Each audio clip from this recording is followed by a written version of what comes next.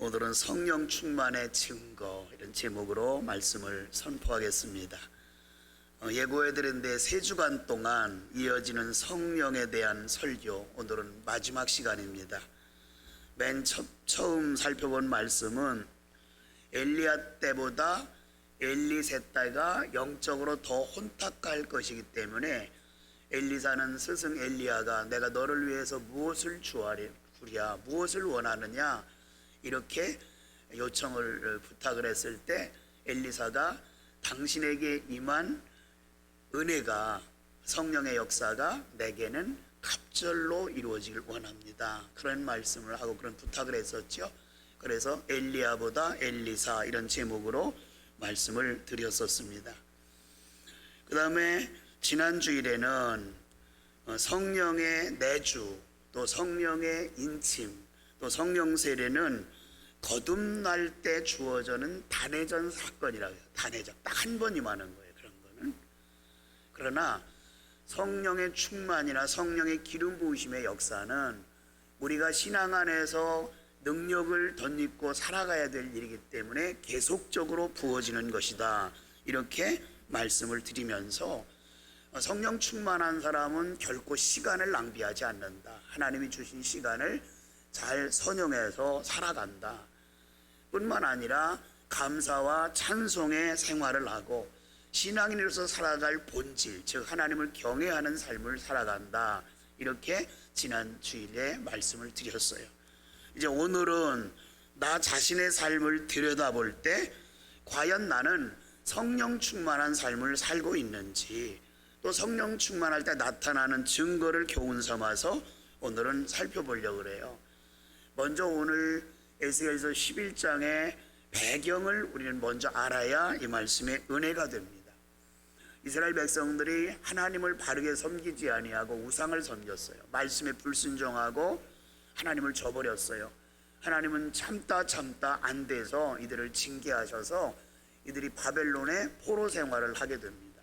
1-2년도 아니고 다그마치 70년 동안 포로 생활을 하게 되는데, 포로 생활을 하다 보니까 너무 힘들잖아요. 너무 어렵잖아요. 그래서 지쳐 있을 때 하나님께서 희망의 메시지를, 머지않아 해방될 거다, 이런 희망의 메시지를 담고 있는 것이 바로 에스겔이에요. 에스겔서예요. 에스겔은 부모가 제사장이에요. 제사장 밑에서 신앙교육을 잘 받았는데 하나님께서 에스겔을 선지자로 불러주셨죠. 그런데 주전 597년에 바벨론 왕 느부갓네살이 이제 솔로몬 성전 안에 있는 귀한 것들을 다 갈취해 가고, 그 다음에 이스라엘 중에서 유대 나라에 중에 똑똑한 사람 10,000명을 포로로 잡아갔어요. 그때 바로 에스겔도 바벨론의 포로로 잡혀갔던 사람 중에 한 사람입니다. 그런 이런 상황에서 예언자로서 선지자로서 활동하려고 하니까 에스겔 선지자가 얼마나 힘들고 어려웠겠어요. 자, 그런데 하나님께서 이스라엘 백성을 바벨론이라는 나라의 포로 생활을 하게 만들어서 징계를 하셨는데, 하나님의 징계는 징계로 끝나지 않아요. 사랑하는 하나님의 자녀를 징계함으로 말미암아 하나님의 자녀답게 살 수 있도록 회복하고 돌아오라, 이것이 하나님의 징계의 목적이에요. 바벨론 포로 생활로 힘겨워하는 백성들에게 에스겔 선지자를 통하여 희망의 모습들을 선포한 것이 본문의 말씀인데, 회개하고 돌아오면 영성이 회복돼서 성령 충만한 생활을 살 거다, 이렇게 하시면서 성령 충만 우리는 잘 알고 있어요. 그런데 성령 충만할 때 과연 내게 어떤 증거가, 증상이 나타나 보이느냐, 이것을 통하여 여러분과 저는 스스로 진단할 수 있어요. 과연 나는 성령 충만한 삶을 살고 있는가? 오늘 성령 충만한 증거 3가지를 말씀해 주셨어요. 첫째는 성령 충만하면 마음이 하나 돼요. 여러분, 구약 성경을 읽다 보면 구약 성경에는 성령이라는 용어가 있어요, 없어요? 없어요. 성령이라는 용어는 없어요, 구약 성경에는. 그래서 오늘 본문에 보면 19절에 본문 새 영, 또 에스겔서 11장 1절엔 주의 영 이렇게 돼 있어요. 성령이라는 용어를 구약 성경에 잘 안 쓰고 내 영, 하나님의 영, 주의 영, 여호와의 신 이런 용어를 많이 사용하고 있어요. 그리고 새 영, 즉 성령이 충만할 첫 번째 증거에 대해서 오늘 19절에 뭐라고 하냐면 한 마음을 주고라고 강조했어요. 자, 성령께서 역사하면 마음이 하나 돼요. 자, 여기 한 마음을 준다는 말은 우리가 공동체 안에 있는데 공동체 안에 있는 성도들의 마음이 찢어지고 나눠지지 아니하고 하나 된다 그 말이에요. 제가 언젠가 이런 설명을 한 적이 있어요. 교회가 분열돼요. 저희 모교회도 분열되는 아픔을 겪었어요. 제가 그 분열되는 현장에 학생 때 하나님 앞에 내가 목사가 돼서 헌신하겠다고 서원을 했는데 그 광경을 지켜보고 도저히 목사는 되지 못할 것 같아요. 저는 그때에 우리 중직되는 장로님들이 정말 민낯을 다 봤어요. 왜 교회가 이래? 그래서 죽어도 목사는 하지 말아야 되겠다 이렇게 생각을 하고 저는 교인들이 전부 다 알고 있었어요. 저는 신학을 해서 목회자가 될 거라고. 근데 제가 그것을 피하기 위해서 고등학교 졸업하고 집을 나갔어요. 물론 부모님들 모르게 가출한 것이 아니라 집을 나갔어요. 왜? 거기 있으면 신학을 할 것 같아서. 그런 아픔을 제가 겪었어요. 정말 교회 안에 마음이 찢어지니까 하나님이 안 보여요. 은혜로운 모습이 하나도 안 보이는 거예요. 세상 사람들과 똑같이 편을 지어서 다툼이 있고 나눠지고. 그래서 저희 모교회가 결국 한 교회가 세 교회로 나눠버렸어요. 지금 원정교회도 그 나눠진 교회 가운데 하나인 거예요. 그것을 제가 체험하고 나니까 너무 마음이 아픈 거예요. 저는 항상 목회하면서 하나님 앞에 기도할 때 우리 성도들의 마음이 하나 되길 원합니다. 서운한 거 있을 수 있어요. 그러나 성령 받으면 그 마음이 뭐같이 된다고요? 돌 같은 마음이 뭐같이 부드러워요? 살같이 부드럽다 이렇게 말씀하고 있거든요. 살같이 부드럽다. 우리가 성령 충만하면 마음이 부드러워요. 성령 충만하면 적이 없어요. 왜? 마음이 부드럽기 때문에 다 포용하고 이해하고 이러기 때문에요. 이러한 성령의 속성을 알고 있는 이제 사도 바울을 통해서 하나님께서는 에베소 4장 3절에 평안에 매는 줄로 성령이 하나 되게 하심을 힘써 지키라. 에베소 교인들에게 성령의 하나 되게 하심을 힘써 지키라는 거예요. 하나 되기 위해서 힘써야 돼요. 힘써서 하나 될 때 하나님의 기쁨을 얻을 수 있다는 거죠. 우리가 잘 알고 있는 디모데후서 3장 1절 말씀부터 이렇게 보면 말세의 현상에 대해서 한 16가지 이 정도로 이제 쭉 열거되어 있어요. 근데 말세의 사람들의 모습이 어떠냐? 한마디로 말하면 이기주의예요. 너무나 이기심이 팽배해서 자기애가 너무 크기 때문에 자기밖에 몰라요. 자기밖에 모르기 때문에 남을 이해하고 배려하고 용서하는 마음이 없어져요.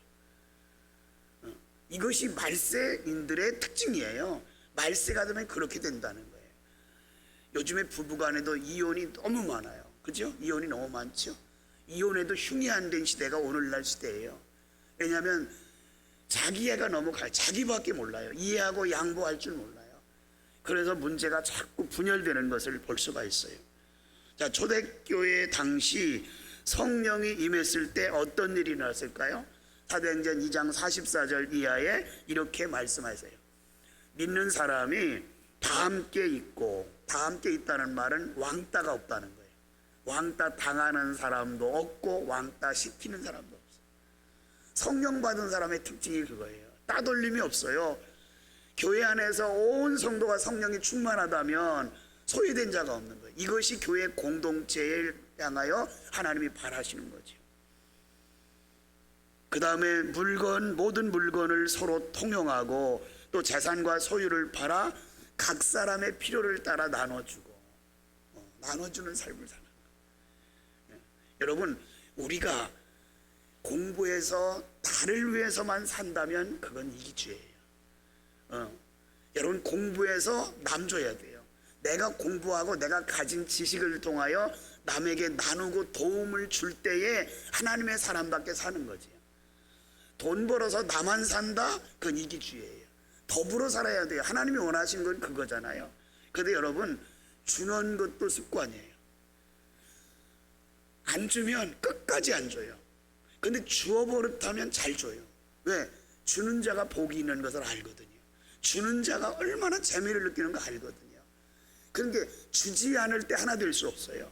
움켜쥐면 안 되는 거예요. 이것을 우리는 꼭 기억해야 돼요. 여러분, 성령이 충만하니 그리스도인끼리 하나가 되고 먹고 마시고 교제하고 함께 예배드리고 어려움이 있을 때 그들을 함께 돌아보고 이런 것에 초대교회 그 성도들뿐만 아니라 주변 사람들이 감동을 받게 돼요. 그래서 교인들을 칭찬해서 구원받는 사람이 날마다 더하게 하시더라 이랬잖아요. 우리 믿는 사람들이 그래요. 오늘 보세요. 예배당 주변에 있는 사람들이 예배당이 주변에 선 것을 좋아하지 않아요. 왜? 자기들이 피해를 입는다고 생각해요. 우리들은 꼭 생각해야 돼요. 주차를 할 때도 내가 예배당에 예배드리러 오지만 혹시 우리 주차장이 비좁아서 밖에 주차하면 주차하는 것으로 끝나는 게 아니에요. 차라리 예배를 안 드리는 거 못해요. 왜? 주변 사람들이 있잖아요. 뭐 차를 이따위로 받쳐놓고 상처받고 가는 거예요. 예수 믿는 사람들은 다르다고 생각하는 거예요. 교회가 예배당이 이 땅에 소묘로 말미암아 이웃에게 편리함을 주고 도움을 줘야 되는데 주차난 때문에 힘들다면 이웃에게 피해를 주는 거예요. 이런 거 하나하나 상당히 조심해야 돼요. 이게 우리 그리스도인들이 해야 될 일이에요. 자, 마음이 하나 되기 위해서는 나보다 남을 먼저 생각해야 돼요. 마음이 하나 되기 위해서는 먼저 남을 배려해야 돼요. 자, 내가 성령 충만한 사람인가 아닌가 쉽게 분별하는 방법이 딱 하나가 있어요. 예를 들어 이런 거예요. 우리 공동체 안에서 먹을 것을 나눈다든지 무엇을 나눠 가질 기회가 있어서 풀어놨어요. 그러면 내 것 먼저 챙기는 사람은 이기주의 사람이에요. 성령 충만한 사람 아니에요. 남을 먼저 배려하고 남으면 내가 갖고 없으면 쿨하게 포기하는 삶. 이런 마음의 자세를 가져야 하잖아요. 여러분들의 삶을 한번 되돌아보세요. 나는 남을 먼저 챙기는가 나를 먼저 챙기는가. 여러분, 부모가 자식 먼저 챙겨요 남편 먼저 챙겨요? 그거는 각자 달라요. 각자 달라요. 근데 엄마는 남편 먼저 안 챙깁니다. 엄마는 자식 먼저 챙겨요. 남자는 그럴지 모르지만 여성들은 아니에요. 꼭 자식 먼저 챙겨요. 왜? 자식이 사랑이 더 사랑스러우니까. 이웃이 사랑스러우면 이웃부터 챙겨요. 그런데 이기적인 사람은 이웃부터 챙기지 않아요. 분명 성령 충만한 사람은 하나됨에 힘써요. 우선 하나 되는데 힘쓰므로 성령 충만함 여러분과 저에게 임하는 역사가 있기를 바랍니다. 두 번째는 성령이 충만하면 마음이 온유해요. 본문에서 성령 충만의 또 하나의 증거에 대해서 뭐라고 말하죠? 몸에서 돌 같은 마음을 제거하고 살갗처럼 부드러운 마음을 주어. 그 19절 중반절에 그랬어요. 자, 여기서 살처럼 부드러운 마음이라고 하는 것을 우리 성경에는 온유함 이렇게 해석되어 있었거든요. 온유함이라고 하는 한자는 따뜻할 온, 부드러운 유, 이렇게 두 글자가 합쳐진 말이잖아요. 제가 국어사전을 찾아봤어요. 우리말에는 온유함이 뭐라고 되어 있는가 이렇게 되어 있어요. 성격, 태도 따위가 온화하고 부드러움 이렇게 국어사전에 되어 있더라고요. 히브리서 원문에는 아나와 이렇게 되어 있는데 그 온유라는 말을 아나와라는 히브리어 단어는 겸손이라는 뜻이거든요. 겸손함. 이렇게 겸손함이 있어요. 겸손은 뭐예요? 예수님의 성품이에요. 마태복음 11장 29절 예수님 뭐라고 말씀하세요? 나는 마음이 온유하고 겸손하니. 우리 주님의 마음은 온유하고 겸손하다. 자, 우리 마음이 살처럼 부드럽게 되기까지 전제 조건이 있어요. 돌 같은 마음이 제거돼야 돼요. 그 돌같이 딱딱한 마음이 제거되는 그 비결은 뭘까요? 회개해야 돼요. 내 마음이 굳어 있어요. 그러면 철저하게 회개하고 부드러운 마음이 될 때 우리는 온유한 성품을 갖게 된다 그 말이에요. 자, 이스라엘 백성들의 마음이 돌같이 굳어 있어요. 그렇기 때문에 하나님의 말씀을 외면하고 우상을 섬기게 됐던 거죠.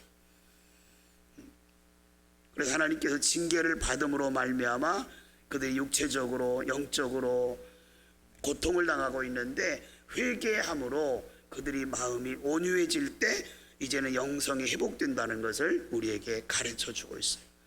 자, 하나님께서 에스겔 선지자를 통해서 기회를 주실 것을 약속하시면서 앞으로 그들이 하나님의 자녀답게 살 수 있도록 성령을 충만히 부어주시겠다.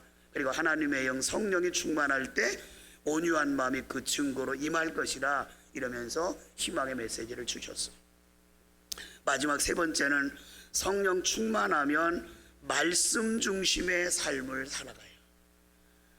하나님께서는 에스겔 선지자를 통해 성령 충만한 세 번째 증거에 대해 본문 20절 이렇게 말씀해요.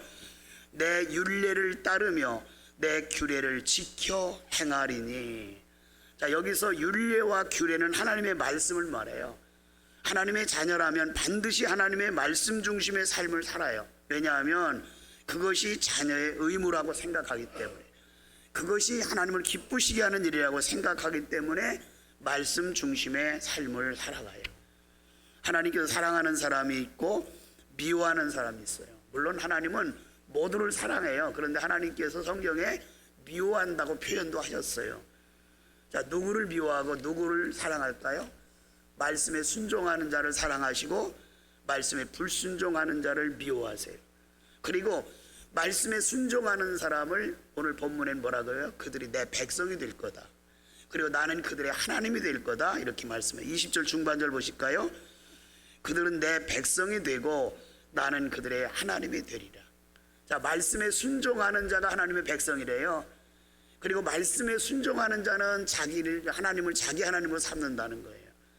하나님께서 미워하는 것은 말씀에 불순종하는 일인데, 오늘 제가 주보엔 20절까지 말씀을 기록했는데 21절 우리 함께 읽은 이유가 있어요. 21절 보실까요? 그러나 미운 것과 가증한 것을 마음으로 따르는 자, 이랬어요. 미운 것과 가증한 것을 마음으로 따르는 자. 자, 미운 것과 가증한 것이 뭐예요? 하나님이 싫어하는 우상 섬기는 거예요. 그것을 따르는 자를 하나님 미워하신다, 이렇게 말씀을 주고 있어요. 지금까지 이스라엘 백성들이 바벨론의 포로 생활하게 된 원인은 하나님의 말씀에 불순종하고 우상을 섬겼기 때문이에요. 이 강박한 마음을 회개하고 성령 충만히 받지 않으면 회복은 불가능해요. 그렇기에 하나님께서는, 긍휼이 풍성하신 하나님께서는 큰 틀에서 문을 열어놓고 다시 한번 기회를 주시려는 계획을 가지고 있어요. 에스겔 선지자를 통해서 희망의 메시지를 선포한 거죠. 희망의 메시지는 결코 사탕발림하는 거 아니에요. 우리 가끔 사탕발림하잖아요. 하나님은 그런 분 아니에요. 하나님은 말씀하신 것을 반드시 책임져요. 너희가 회개하고 돌아오면 다시 회복시킬 거다. 다시 이스라엘로 돌아가서 평화로운 삶을 살게 될 거다. 이렇게 희망의 메시지를 주시려고 있는 거예요. 그들이 에스겔 선지자를 통해서 전해주신 희망의 메시지를 듣고 회개하고 성령 충만히 받으면 분명한 증거가 그들을 통해 반드시 나타날 것이라 하는 것을 가르쳐주고 있어요. 분열됐던 마음이 하나 되고, 돌같이 굳어져서 하나님을 배반하고 불순종했던 마음이 살같이 부드러운 마음, 예수님의 성품처럼 온유한 마음을 갖게 될 것이고, 하나님 말씀을 붙잡고 말씀을 생활화하며 완벽하게 살아갈 것이다. 이렇게 오늘 성령의 충만한 증거에 대해서 세 가지 말씀을 주셨어요. 성령 충만의 증거가 내 삶을 통해 조명해 볼 때 분명하게 드러나는가 한번 살펴봐야 돼요. 이 세 가지가 여러분과 저에게 있나요? 이 세 가지 증거가 우리에게 있다면 우리는 성령 충만한 상태에 있는 거예요. 없다면 다시 내 신앙을 점검해 봐야 돼요. 나는 왜 이러지? 여러분, 신앙의 연조가 성령 충만과 비례하지 않아요.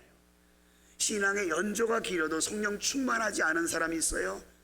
초신자라 할지라도 사모하는 마음이 늘 있어서 성령 충만함 속에 살아가는 사람들이 얼마든지 있어요.